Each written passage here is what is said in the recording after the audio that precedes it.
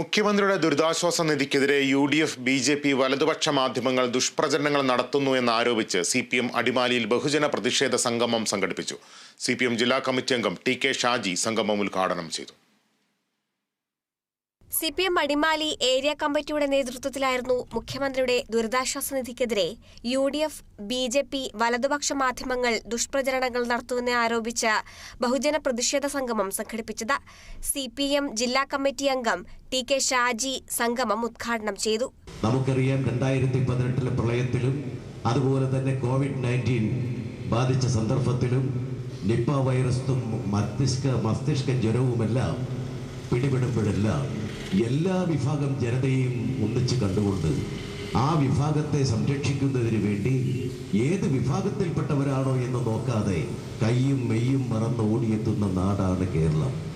ആ കേരളത്തിൻ്റെ തനിമയെ, സംസ്കാരത്തെ, ഇന്ത്യ രാജ്യത്തെ കേരളയുടെ വ്യക്തിത്വത്തെ, കേരള ജനതയെ അപ്പാടെ നിരാശമാക്കുന്ന തരത്തിലുള്ള സമീപനമാണ് ഈ കഴിഞ്ഞ ദിനങ്ങളിൽ ഓണനാൾ മുതൽ ഇങ്ങോട്ട് ഇന്ന് സംസ്ഥാനത്താകെ ചർച്ച ചെയ്യപ്പെട്ടുകൊണ്ടിരിക്കുന്നു.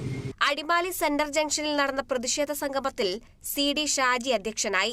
Area secretary Chandy P. Alexander, KR Jayan, KB Varadarajan, PB Sajeev, Mathew Philip, CS Sudheesh, PP Sabu, MP Aliyar, MM Hamza, TM Gopalakrishnan, CD Augustine, TK Sudesh Kumar എന്നിവർ സംസാരിച്ചു.